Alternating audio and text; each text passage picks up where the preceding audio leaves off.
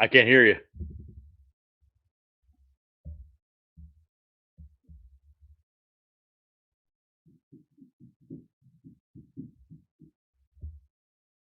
I got nothing.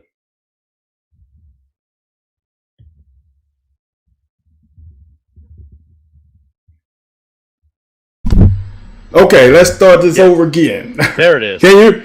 All right. Welcome to the locker. My man A. White. See the guy next to me? That's not obviously not A. White. No. Anthony White. Not. That is a Sugarfoot. That is my man JD Hall. How you doing, JD? I'm good, man. Thanks for having me. Man, now look. This is craziness for me. We all sometimes say social media is the devil sometimes. Right. But let me let the fans know. I've never met JD. Nope. I couldn't have picked them out of a lineup of two people. I couldn't have picked them out. We met on Twitter. I said we become pretty good friends, Twitter friends. When I get to Lexington, we're going to have to link up, JD. So with that said, tell the people a little bit about yourself. That includes me. Well, there's really not much to know. I live in the cesspool of the state of Ohio, around a bunch of Ohio State fans, and been married. Let's see, what year is it now? 2021. Be 21 years in August. Been married. Got 2 kids. So yeah, I'm not a very interesting person. Let's put it that way. I'm not traveling the country like Van does, doing whatever he does. I didn't play football for the University of Kentucky. I watched them on TV. Nice. So, it's pretty awesome. Just Twitter, I started following you because of your videos where you're breaking down the plays last season, because there was so much complaining about the offense. Right. And yeah, I mean, the offense had its issues, but you were sitting there. It's not always just about the play calls and the coaching. These players aren't always executing the plays that are called. Right. Receivers weren't in the right spot. They were missing blocks, all that other stuff. So it was good to see somebody on Twitter not just saying it's all Eddie Gran or it's all Mark Stoops or whatever. You got to put something on the players for not doing what they're supposed to. So it was great to see that, and at least somebody had a level head. Whether there wasn't a whole lot of that last year, talking about the offensive woes for Kentucky football. Correct. No, so, you're right. You're right. It wasn't looking pretty. No, it was not. So that's something we have in common, JD, is we got married in the same year, which is nice because it's easy to know how long you've been married. Like you said, what year is it? 2030? That's 30 years. Yeah. Yeah, exactly. Yeah. So our anniversary is coming up August 5th. You having any plans? Not at the moment. Probably not, because we're going on vacation to Florida the month before. Okay. So, and then I work the weekend of our anniversary. So we don't typically do a whole lot with my work schedule, her work schedule. Now that she's teaching, though, she gets half the freaking summer off. Right. Nice. Well, I'm sweating my balls off in a factory. But, it is what it is. So before we get further in, so we talking sports, which I'm sure people are tuning in for, how did you link up with our man Jay Hayes and form their Religiously Kentucky podcast? How did that come about? Same thing, Twitter. I saw him, he was posting, and this goes back a few years. I always saw him, he was walking around his yard with his cell phone and putting videos on Twitter and, and that stuff. So I kind of followed him that way. And then it was really over the winter, I think, is when I actually started following him on Twitter. And he asked me to come on Rockin' Kentucky Blue. Okay. Actually, I think it was like Valentine's Day weekend. We had that big snowstorm that moved through, our area. And so I was on there for a couple hours, and then it was a couple weeks later, he wanted me to call him. about starting a podcast. And me and my wife were down in Lexington back in March. He met us for lunch at the Lex Live across from Rupp Arena, and pitched me the idea about doing a podcast with him. Wow. And that was it. Like, the first time we talked really was on Rocking Kentucky Blue. Like, I'd never talked to this dude. Wow. So we had tweeted a couple of times, but it was just kind of like out of the blue. He's like, "Hey, how about you do that? Let's do this. I've got an idea for a podcast, and here's the name, and I want you to do it with me." Wow. So that's where we're at. Yeah. So is he always as wrong as Michelle says he is? No. Oh. No. I think she plays up that just to get a rise out of him, or right.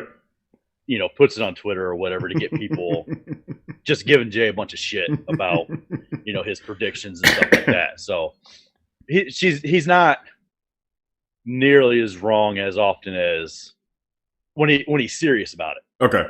All right. So yeah, I think it's more of a gimmick and part of their show. Okay. Doing the Jay's always wrong. He's wrong on everything. So last one. Carter Hall asks a quick question. Where are your roots? Where are your Kentucky roots? Did you have family? Yes. My dad was the first generation born out of Kentucky in my family. So my grandparents grew up in Whitesburg.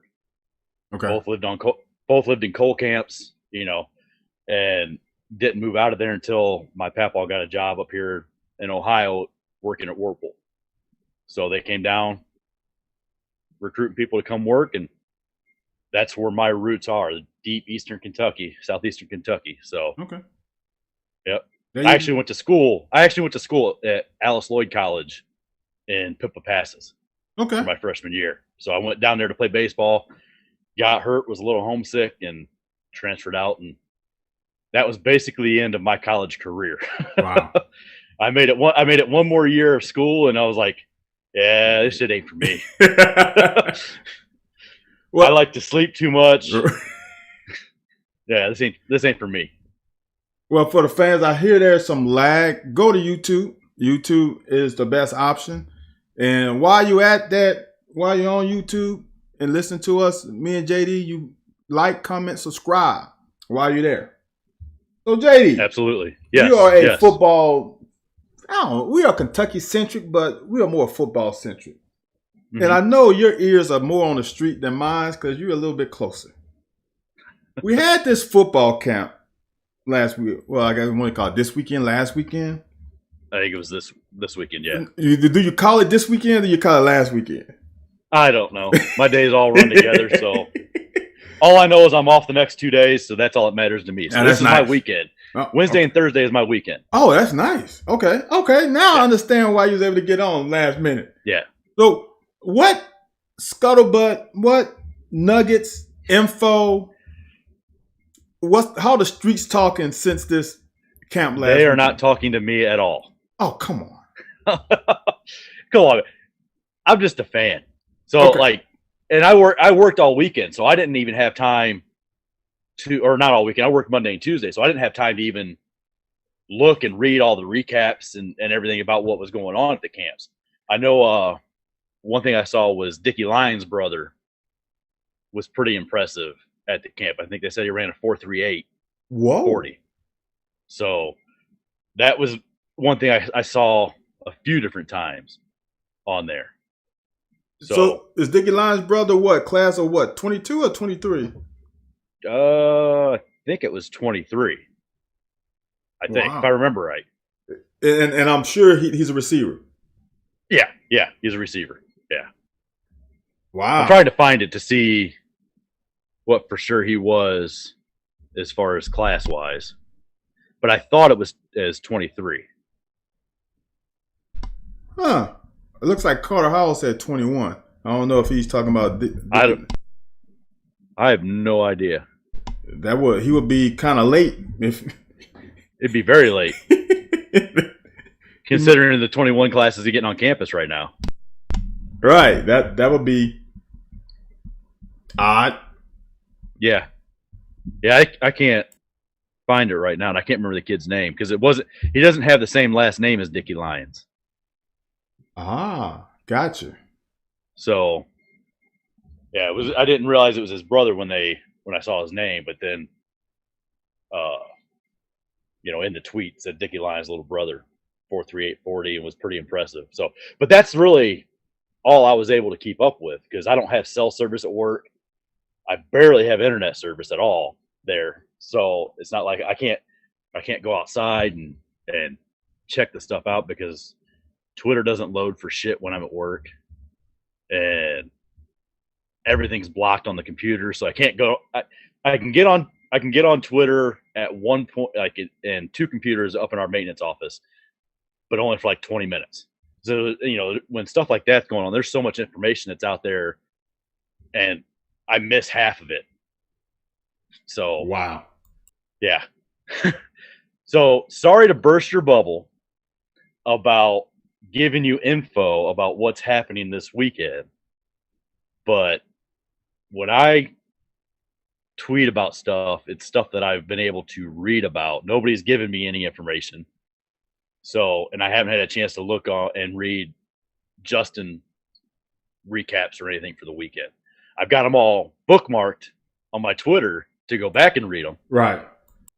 But being that I was at work all day today, I didn't have a chance to do any of that before I came on here with you. Gotcha. So I had to fulfill some son duties at my mom's house, replacing the screen on her iPhone, and then setting up her new phone. So I came home from work, grabbed the stuff I ordered for it, flew over there, did that. So I was busy basically almost up to the time I came on here with you. Wow. That's a good son then. That's a good son. Yeah. But here's the thing. I had to scold her because her phone's been screwed up for the last 4 months and didn't tell me what was wrong with it. She was just like, "Oh, well, I don't really need my phone." Yeah, you do. Yeah, you do. Nobody could text her. She could hardly make phone calls. So, yeah, and then I fixed the phone. She's like, "Oh, I didn't need to get a new phone." Yeah, you did. You already got the phone. You needed to get a new phone. So been there. My mom was on analog until AT&T forced her off. She had to get a new phone. I knew some people like that. My parents would have been that had I not forced them to get smartphones like 8 years ago. Right. So I definitely was like, you got to get rid of these old freaking phones. They don't work. Stop going and buying these used phones off eBay to replace the phone that just died because you liked that phone. It's going to die in 3 months again, just like the last one did. So just get a new phone and get it done with. So exactly. Yeah. So how are things down there in Louisiana with you? Man, today? It is. I am blessed. This is the best time of year. It's nice and warm and hot, humid. I love it. You like the humidity? Yes, I love it. It's track season, which is my favorite sport. So I'm loving it. I am loving it. And you know something else that I love here today? I don't know if you know of the Bear on ESPN, Chris Fallica. I saw the tweets today. Yeah. He is bearish on, and that's no pun, is it? The Bear is bearish on Kentucky. I don't think I shouldn't say that. There's not many national media pundits that are bullish on us. And he actually had us possibly at 8-4. So he said the floor should be 7. Wasn't it Kentucky football, his pick of the year or the lock of the year or whatever to go over 6.5 wins? I think so. Wasn't it something like that? I think it was the tweet that I saw. Yeah, when I saw that over under come out, I was like, "There's no way it's 6. There's no way they're not winning more than 6.5 games." I mean, just look at the non-conference. You're going to get 4 wins there. Right. Exactly. You know? So at minimum, they're winning 7 games, and that's if they shit the bed in conference. Yes. So I don't know. I would say 8-4 would probably be the lowest I would expect. You start looking at the schedule, and then you're talking yourself into, oh well, they can win that game. Right. Now you're 9-3, and oh shit, they can win that game too. Right. Oh, look how close the Georgia game was last year when we didn't have a quarterback playing well. Right. Like, why can't we win that game? And now you're talking yourself into 12-0 and going to Atlanta for the SEC championship game. Like, me and Jay talked about that a couple weeks ago. I'm like, you're sitting over here, now you're talking me into saying 12-0, just like you just did. So, but no, I think 8-4 is reasonable to expect for the low end of the season. I mean, I don't think that's crazy. Okay. By any stretch of the imagination, going 4-4 in conference. Yes. You know, we know what a dumpster fire Tennessee is. You know, you've talked about it before about Missouri. Now there's tape on Missouri from last year when they were surprising people. Plus, they're not going to have that emotional pressure and stress that they had on them with Coach Schlarman and what was going on with him when they went and played that game. So. And they had 2 weeks off when they shouldn't have 2 weeks off. And Missouri would have played Alabama before us. And yeah. Then you got Vandy. I mean, you should chalk that up as a win. You know, so who knows what's going to happen with LSU? South Carolina. Like, it's crazy to think, you know, this early. Like, oh my God, like this could be the year that Kentucky is actually right there for the SEC East. You know, I know it happened in 2018 when they went 10-3. It basically came down to the Georgia game. Facts. But, you know, after what we went through last year with COVID and Coach Schlarman and all that stuff happening, and then to see the optimism that's there from the coaches and the videos that they put out there, the fans on Twitter, like it's crazy to see how far things have flipped in just a couple of months. And it all makes sense. This is not something I was going to touch on, but 9 games is my floor right now. Okay. I can definitely see 10. I can see 10-2 because I'm going to tell you something. Anthony and I talked about this, I think, last week. Florida is playing with Emory Jones. Okay?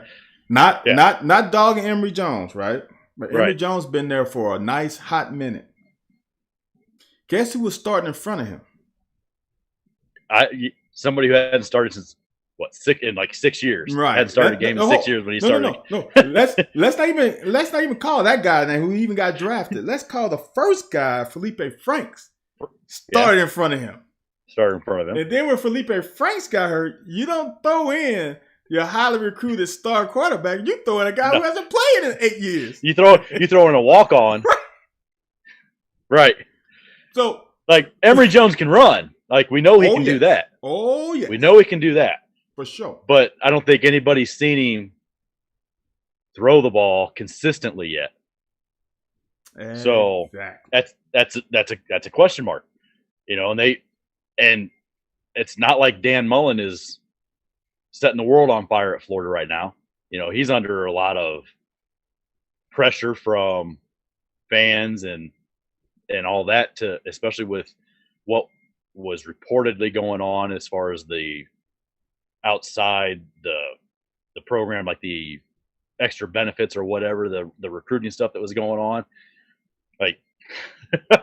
Who knows? You never know. It could end up being, one of those years where everything falls apart for Florida, and they crash and burn and go 5-7. Ding, ding, ding, ding. Now, I'm not going to say it's going to go that bad because I'm going to say this. No, I won't either because they're loaded with talent. They always are. What Dan Mullins is doing is pulling, I don't know if there's this magician who had 3 big cups, 1 small cup, big and and he's poured them in, and it all filled them. He's pulling Houdini. Because do you remember who the coach was before him? No, what is Muschamp?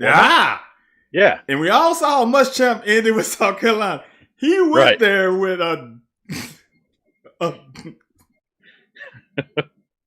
with a mess. So you can't even say it. Dude, I'm trying to come up with good words, but he went there. It was ridiculous. What he did the last 2 years, think about it. This is another thing. Just think about it. This guy had Felipe Franks. Mm-hmm. He had a 6-year guy, a guy who hasn't started in 6 years. Well, like his junior year in high school or something like that, wasn't it? What? I don't know if he started. He might not have started. He might not even started in high school because Derek King was the guy in front of him. I don't think he started in high school. I don't think he did. High school really.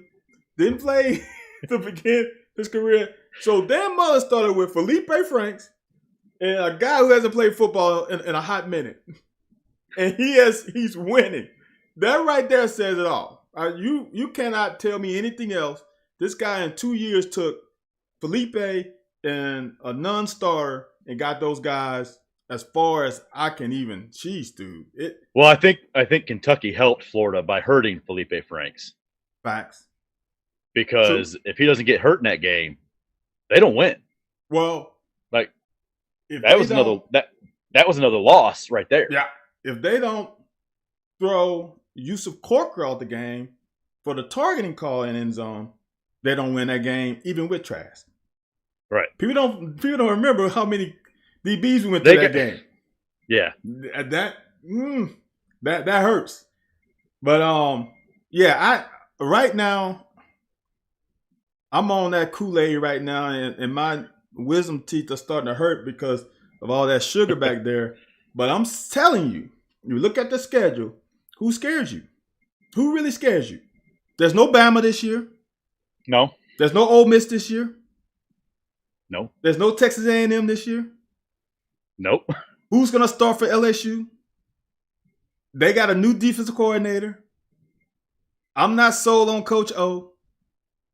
And I'm right here in the backyard. I mean, and they come to our place. Right. I mean, it's the Georgia game again. Right. And do you trust JT Daniels? I don't know. What he play 4 games last year? They have the same questions. Think about it. The whole East has the same questions we have. Quarterback. Mm-hmm. Name the best SEC East quarterback right now. I can't. You can't. It has to be Bazelak. It has to be him. Well, yeah. At Missouri. And are you sold on him? I'm not. No, because I can't be sold on somebody who's playing for a team who there was no film on, and they surprised everybody last year. Satterfield did the same thing at Louisville his first year. Bingo. Both of them came from App State. Bingo. Right? Now you're talking my talk. You got 2 coaches that come from App State, and they're successful their first year. What's going to happen their second year when you're recruiting to Missouri, for one? Like, it's not like you're recruiting to Alabama or Florida or Georgia or whatever. So you're not getting those elite players. And now the entire conference has film on your offense, on your defense, and they know what you're about. Like, I don't know. I can't buy stock in Missouri and their quarterback because of that. And if you don't know who their running back is, do some research on it. They got to replace him. And that he destroyed Kentucky last year. That is a tough running back to just plug and play. So they are and they lose the receiver from Vitek who was in the portal and played from last year. So that team is going to be drastically different. They're not gonna luck up in 2 situations that COVID gave them because they got multiple weeks off, more than just for us. And that's not going to happen this year. No. And they're going to realize, and Drink is going to realize how tough the SEC is playing week in, week out. And these guys come up, oh, coach, I'm a little banged up. I can't play. They didn't have that issue as much last year. Nope. We were playing games where we were down 20 players. And we still had to play. And we still had to play. That absolutely played part in the dismantling that we got from Alabama. Right. Will we won the game? Probably not. But would it have been 63-3? Probably no. Probably not. No. So, you see that record last year, 4-6, and people are they focus on that. They don't look at all the outside stuff that went into 4-6. Just like the basketball team. They look at the record. They don't look at the outside stuff that went into what happened with the season and everything combined that played into that. So me and Anthony talked about this Saturday. We met up over in Twinsburg. I was never that guy that was always it's all rainbows and sunshine with everything. I would look at the team, look at what's going on the floor, on the field, and I would criticize what needed to be criticized. This year, I felt like there was already so much negativity out there on Facebook, on Twitter, from other radio shows. Like, I had to go so far the other way because they were already getting so much negativity thrown on them that they needed something positive. They needed more positivity, both of them, the football team and the basketball team, than the negativity they were getting this year. Yeah, the crazy thing about all the negativity is with anything in society is that the loud people are the minority, but they're the loudest. They're the ones that get heard. And I remember when I was there and we were not winning, I firsthand experienced people like, oh, it's going to be okay. Like everything, oh, y'all playing well. I know it was tough, blah, blah, blah. No one said, oh, you guys suck.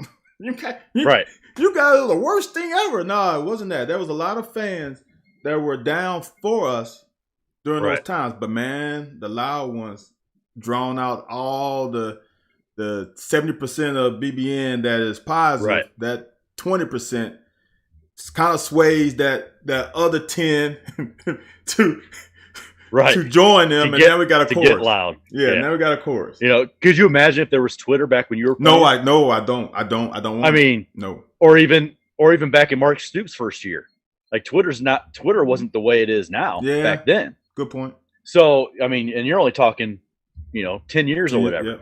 Yeah. So a lot has changed. It's so much easier for people to criticize and be loud and angry with everything that's going on around them than it is for them to just be happy. Find something that's going well for a player or a team or whatever. Doesn't matter what it is, and focus on that. That was one thing. Me and Jay talked about. Coach Cal probably had one of his best coaching jobs this year just for keeping those kids engaged. Right. They never really quit. And it was it would have been very easy for them to quit. Same thing with Coach Stoops. It would have been very easy for them to quit throughout the season and just mail in that bowl game. But no, they came out and they competed and they fought and they won the game. They finished the season strong. Even though Kentucky lost to Mississippi State in that game, they could have lost by 30 in that game the way the first half was going in the SEC tournament. Right. But they didn't. They dug down. They flipped what was going on, and they probably should have won that game. But you give up back-to-back open threes, and that kind of, ends it right there. And now you're trying to win on a last-second shot. But they never gave up. And that was one thing I took away from both seasons, that the players never gave up. They went out there and they fought hard the whole time through. When they could have just easily been like, I'm done. I'm not coming back to this next year. I'm done. Facts. So since you brought that up, I was gonna say basketball to the end, but since you brought the basketball, It's your show, man. I'm just here. Man, it's not my show. It's Anthony's show. I'm just flying on this coattails. So with the basketball deal, with all the things we have gone through, I read today that Isaiah Jackson. Mm-hmm. No. Let me pose this to you like this. We have 2 guys in the mock draft now, first round. Right. I just slipped up and gave you the first one, whom I'm sure everyone knows. Right. Who is the second one? It's Brandon Boston. Are you shocked by that? If you just look at the way his season went, you have to be. But if you look at what he possessed skill-wise coming into Kentucky as a recruit, no, because he had every shot. He had the offensive skill to be successful and to be a first-round pick. That's why he was mocked in the top 10 before the season started. So there's obviously something there. It wasn't just that Cal missed. If Cal missed, everybody freaking talent evaluator in the country missed on Brandon Boston. Right. And you're going to tell me that everybody was wrong? Right. No, I think with BJ it was more mental out there. Like he was forcing it. He just didn't let it come to him and play because he felt like, well, all these dudes around me are struggling. I've got to carry it all. I've got to do it all. And you saw there at the end, the last 6-8 games, how well he started shooting the ball when Davion Mintz came on and was shooting the ball and playing really well. So he had that guy to play off of. Now he didn't show up in the Mississippi State game. I think he went scoreless in that game at the end of the year in the SEC tournament. But I'm not shocked that now he's getting mocked in the first round just because of the type of player he was supposed to be coming into college. Okay. I agree with you. And like his season absolutely destroyed his stock because he fell from easily in the lottery to the bottom into the first round. Yeah. So it had an impact on where he's projected to go because before that he was down in the second round. So he wasn't even a first round draft pick in mock drafts. Right. So something's changing for his stock to start to be moving back up into the first round now. So no, I'm not surprised that he's getting mocked in the first round based on what everybody saw before this season. I am shocked. And I'm shocked he's not higher. Because how many, what is he, 6'7", 6'8"? 6'6", 6'7", yeah. Athletic wings. Can you have in league? You cannot have enough. You can't have enough. You can't have enough. You need them more than you need anything else. He's an athletic wing whom is a willing defender. He's not locked down. He's not great. No, but he's willing. No. Right. I've seen him knock down shots before. I saw him in high school knock down shot after shot. Right. Now he came into college and I think he was shell shocked by the physicality because he couldn't get to spots that he could get to in high school. I think that was a problem with a few of the players on the team. The physicality that they had to deal with in the SEC coming into college. They weren't ready for it. Like, we know who I'm talking about. We're coming into the SEC not being ready for it. Yes. And we all know who struggled with the banging and the physicality on the wings. There's no reason to call them out for it. Bingo. But we all know who it is. Right. He's going to have to put on 20, 30 pounds, I would imagine, just to be able to take the physicalness and the banging that he's going to get in the NBA. Look at Anthony Davis when he came out. Look how skinny he was when he came out of Kentucky. And look at him now. Now, granted, it's 9 years later, and he's, pushing that 30 mark. But you see how much bigger he is through the shoulders, and he's able to take that banging and the pushing that he wouldn't have been able to take if he didn't add that weight to what he played at Kentucky. Right. BJ is going to have to do the same thing. And we forget he's what, 18? I mean, come on, man. Yeah, your body's he's 18 still years growing. old. Your 19 body's years still, old. What? it's still maturing. And the thing about it is, he needs to, in my opinion, learn how to create space before he tries to drive by someone. He tried, like, he just could, without creating some separation between him and the defender.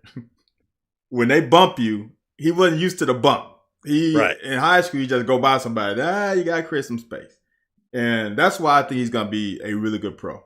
I mean, he will. And coming out of high school, he was being compared to Brandon Ingram, which, when you look at their body type and the type of game, now Ingram's 6'9" or 6'10" or whatever he is, so he's bigger. Yeah, but their games are very similar. So it was he played a finesse type game. It wasn't like he was in there taking the shots and finishing through contact and that type stuff. So his game was pretty similar to Brandon Ingram coming out of college or coming out of high school. Wow, you know what I think of when I saw him? I thought of Chris Middleton. That's who I thought of. Maybe I'm the weird one. Now, to be honest, I don't follow the NBA. Real close. Okay. Like I do in the playoffs. I follow players, and I used to follow the Celtics really close because I was a Celtics fan growing up. Okay. But I'm more.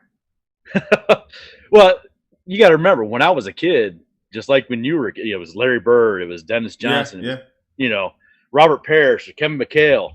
It was all those guys, Danny Ainge, like. And my dad was a Celtics fan. Okay, there you go. So, because his dad was a Celtics fan, and you're talking about Bill Russell, back in those days, John Havlicek. So, there's a reason why I was a Celtics fan. Okay, I'm a Magic man, so I'm a Lakers fan. So. Right. So, now it's more or less I just follow players for the most part. Mostly Kentucky players. I'm a LeBron fan because he's from Ohio. Okay. So I don't follow the NBA real close. All right, I got you. But as far as I know who Chris Middleton is. He for the Bucks. Yes. So, and I know what his game is. He's a shooter. And I could see BJ being that guy. You get that 3-point shot that everybody's got to worry about.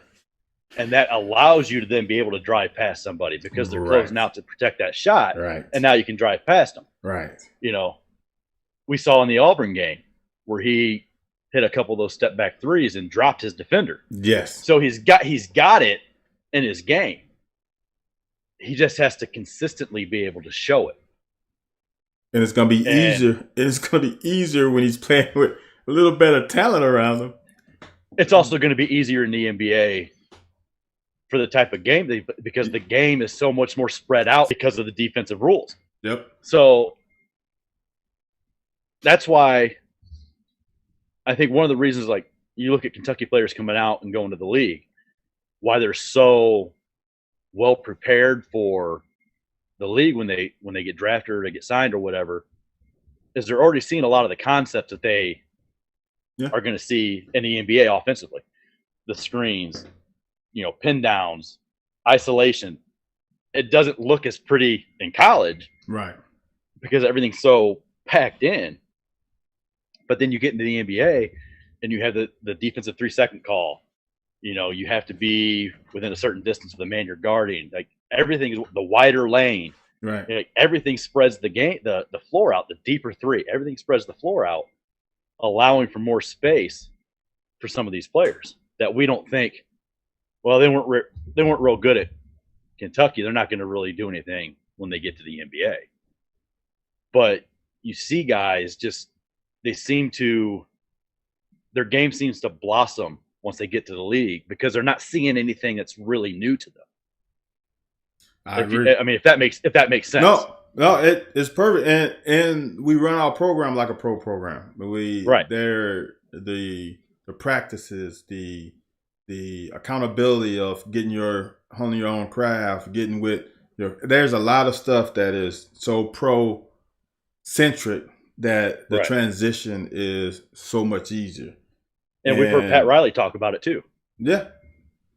So yeah, don't get it twisted. A lot of people forget about this guy who was at Kentucky during my time, Nazr Muhammad. Yeah. He was not the greatest college player, but look how long he stuck around. He played a long time in the league. Look, a long time. Look at his career, man. He's been right. God, had to be 15 years. 12 at 15. Least. Yeah. So, Jamal McGlure, same thing. Yeah. He played a long time. He played a long time. So, and look at Keldon Johnson with the Spurs this year. Yeah. He spent a lot of time in the G League last year, and he played really well this year when he got his shot to play in the league the whole year. He played really well for the Spurs. So it's not a shock when you see these players from Kentucky come into the league and perform. Exactly. Because they're being conditioned to do that already. Speaking of that, I saw something very refreshing this week from a current player who made a statement that, why do I have to announce that I'm coming back? Right. Like, why do I have to do it? What sense does that make? Right. It doesn't. Me and Jay talked about that a lot too. He's probably just going to show up and he's going to be on the team. There's not going to be any big announcement. There's not going to be a video. There's not going to be a tweet. Nothing. He's just going to be there because he's already on the team. Why does he have to announce that he's coming back? Right. The only thing he should have to announce is that he's leaving. Right. Right. And since the season ended, there was all those rumors that he was going to transfer and leave and whatever. And, I did have somebody DM me and say, yeah, there was some smoke to that. There were things going on around Keon that led to people saying that. But then it kind of died down and it got quiet. And it's like, at this point, when you're getting into May, you're not going to enter the transfer portal now. You're getting so close to being back on campus to start workouts. So the last couple of months, it was like, I'm pretty sure Keon's coming back. There's been nothing. It's been real quiet. There's been nothing saying he's going to transfer. So what reason do people have to believe that he's leaving? There wasn't any at that point. The most logical ending was him being back on the team. And then there was the announcement that he was going to be doing the camps and available for media that first week. And it's like, well, there you go. They're not going to put him available for media if he's leaving the team. Right. He's going to be back. So now, as far as Mintz goes, I don't know what's going to happen there. I would lean towards him coming back. But who knows? Who knows with him? He may be ready just to go play basketball for money, wherever that is. But hopefully he comes back. It's probably not going to be in the NBA for him. If he's gonna make any money, it's gonna be overseas. Right. So, and it's not like you can't be successful over there. Look at Derek Willis and Dominique Hawkins, and those guys that have gone overseas and done pretty well. Josh Harrelson is doing really well overseas. So it's not like you can't go over there and make some good money and be a star over there. It's not the NBA, obviously, but you're getting paid to play basketball, and that's what all these kids really want to do is they want to get paid to play basketball, no matter where it's at. The ultimate goal is to make it to the NBA. But hell, if I could go back and I was good enough to play basketball or baseball like I did play all through high school and into college, and I was good enough to get paid to do it, you better damn believe that I'm going to be going somewhere to play it and get paid. Exactly. I honestly think he is a NBA bench player. I think he can be a second guard that comes off the bench, plays against the other twos, and spark an offense. I really think he has that ability. I'm not sure he's a starter, definitely not right now, but I think he could be a solid bench player. And I could see it. I don't think it's best to get bogged down in Europe when I think you are truly an NBA player. And I don't think he's a fringe NBA player. I think he can be a solid one. Well, look at Seth Curry. You know, when he came into the league, it's not like he came into the league lighting it up and playing a ton of minutes. You know, it wasn't until the last couple of years where he started becoming that guy who was the elite, you know, knockdown shooter, and starting for the Mavericks. I think, was it just last year or maybe the last 2 years? Now starting for Philadelphia. Yep, last year. Yep. You know, it took him years to get to that point to make it there. Well, remember, I heard this story from his dad. He was in the G League. And his dad saw, I can't remember, I think it was in Buffalo. And his dad told him, he's like, son, if you're going to light it up and play like you did in Buffalo, you're going to make it to the league. Because he's like, the normal player don't put that kind of effort in the G League. He said, dude, the way you're playing, just buy your time. You're going to get in the NBA because you got a skill set that a lot of people don't have. And as long as you keep the working, you're gonna be fine. And I think that's Mintz. That could be Mintz. Yeah, I'm not gonna. Yeah, I won't argue that. But he's probably gonna start in the G League, and he's got to show it there first to get that opportunity to come up and show it in the NBA. That two-way contract, since I'm a Laker fan, is so beneficial. Alex Caruso is a two-way contract phenom. I remember seeing him play at A&M. I'm like, oh man, I'm not so sure. But he got the experience of playing in G League, getting minutes, but also understanding how to be a pro by when he came up. So I'm like, man, stay another year, get Cal some more time. The proof is in the pudding. Right. And you can be a good second round pick. Play the two-way contract and get yourself in the league. I think that's his best option. If I were him, I'd come back. If for anything else, just to experience basketball at Kentucky the way it's supposed to be experienced. With a full Rupp Arena, with the fans, with a real Big Blue Madness, you know, and the camp out and all that stuff. Like, they missed all of that stuff last year. When you see them in these videos from these camps and seeing how happy they are and the joy that they're getting interacting with all these kids on the court, they missed all that last year. And you can't tell me that didn't have an effect on how they ended up playing the season. You know, they were isolated, they were alone. So they didn't feel that love and the adoration that you're going to get from Kentucky fans because they couldn't go anywhere and interact with them.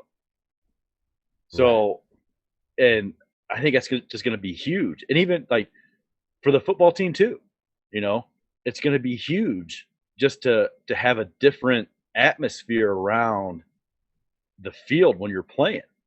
You know, having a full Commonwealth Stadium. Oh, I'm sorry, Kroger Field. Same difference. Yeah. Having a full stadium, you know, having a full Rupp Arena, you can't tell me that's not going to have an impact on the way these kids play when they're out there on the floor. It has to. It always has. So. And you stole my thunder. I was just going to ask you that about the satellite camps. Yeah. What have you been hearing? Because all I've heard is good things.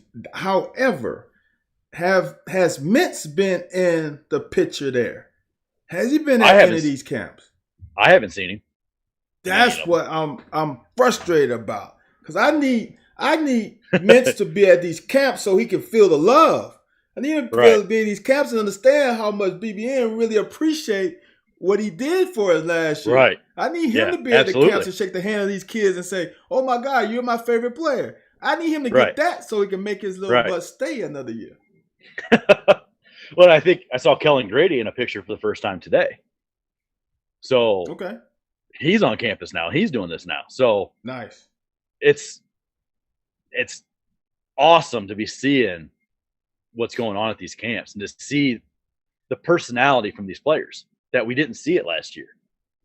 You know, Lance Ware and Jacob Toppin and Dante and Keon, they've all been phenomenal when you see the videos with these kids.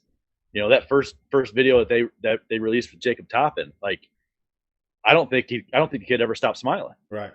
You know, so it can't be understated how important that interaction is going to be for these players, because it's something they completely missed last year. They got all the worst of the fans, and they got none of the really good stuff. Good point. So, good point. You know, and that had to weigh heavy on them too, because you're not seeing the fans in person showing you the love. You're only seeing it in tweets. It's not the same. You know, that's not going to drown out the loud dumbasses on Twitter, because they're gonna see those and they're gonna fixate on that negativity. Whereas if you're in the arena or you're in the stadium and you're hearing, you know, the crowd going crazy for you, like the impact that's got to have. Like, I can't say it, but I'm sure you can speak to how much that helps you on the field. If you hear the crowd cheering for you, you know, because, you know, you get an interception or you make a tackle behind the line of scrimmage or whatever, you break up a pass, you know, you can speak to that because you've been there. You've been on the field. You've had those fans cheering for you. So I think that impact is going to be huge for both teams this year.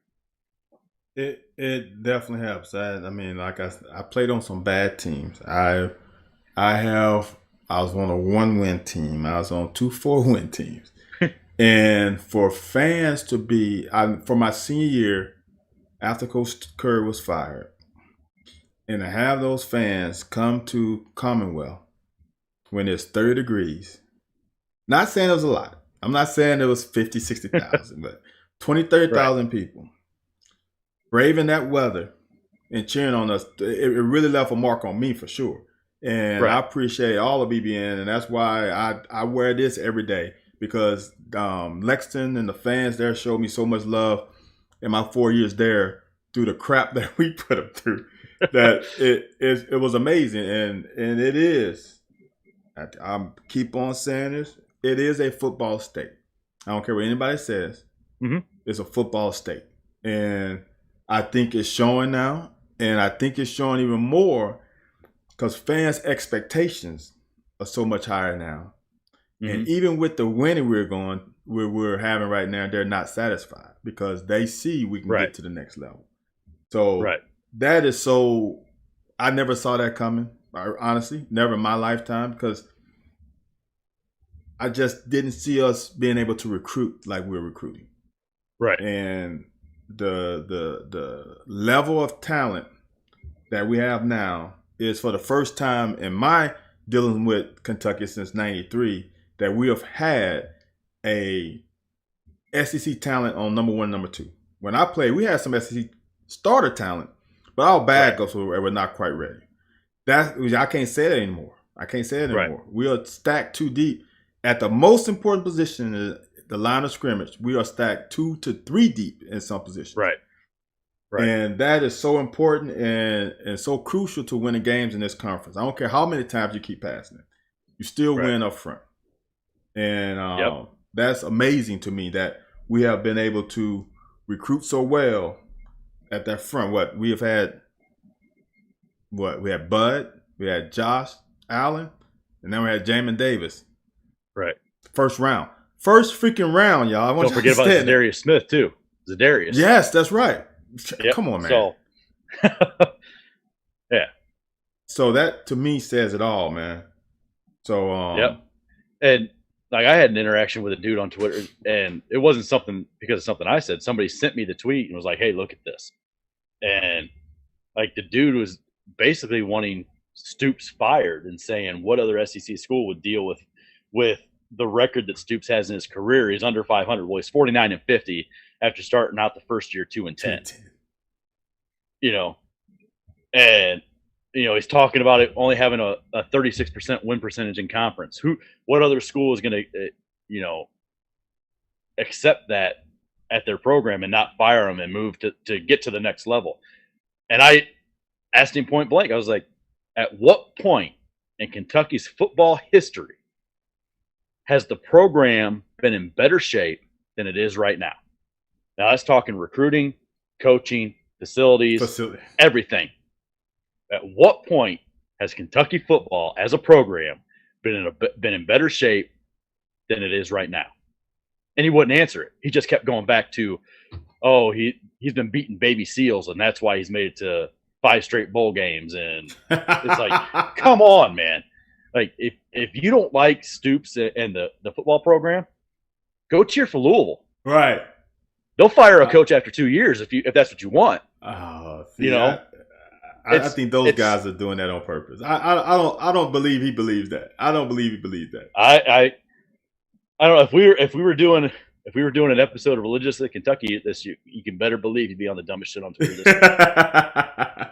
So, like, man, and I might just keep going at him just so I can have a whole bunch of shit for when we do come back. We just do one big segment for that guy. But no, it's crazy to think that people don't recognize how much better the program is now than it was 10 years ago. Yeah, what's the record last? Let's see. What's the record last 2 years? 10-3. 10-3, 8-4, 8-5, 8-5. And that's 18-8. Then 4-6. Yeah, and then 4-6 last year. So it's 22 or 14. Yeah. Get the hell up out of here. Right. So what's that segment called again? The dumbest shit on Twitter. Dumbest shit on Twitter. So JD, we are at an hour. Yeah. So what I want you to do before we bid adieu, I think I said that right. I think that's French. Give the people all your handles, the podcast handle. You don't have to say Jay Hayes' name because he's always wrong. Get those things out for the people. Really, I mostly stick to Twitter, so I put my Twitter handle right there, my name, @Tiffin_Wildcat. Religiously Kentucky, same thing on Twitter, @Religiously Kentucky, at Religiously KY is what it is. Yep. I think there's not a Facebook page yet, but I'll be working on some things during our little hiatus to have some more ways to catch Religiously Kentucky. So, but it's everywhere you can get your podcast: Spotify, Apple Podcasts, radio, Bubbly, Public, or whatever it is. I don't know. Yeah. Jay takes care of all that stuff. But anywhere you can get a podcast, you can get Religiously Kentucky. When do you guys usually drop your Usually it's podcast? On Thursday. It's usually on Thursday it drops. But with Jay's work schedule, like this week, it was a couple days late. There were some audio issues, so it didn't drop till Saturday. But usually it's Thursdays afternoon, evening that it drops. Yep. So, hey man, look, I appreciate finally meeting you face to face. Yeah, it's been fun. Appreciate taking time out and joining me in Sugarfoot's absence. And I tell you, hopefully Anthony will be back Thursday. And I hope you guys have a good rest of your night, and we'll see you on Thursday. Thanks, JD. Yeah,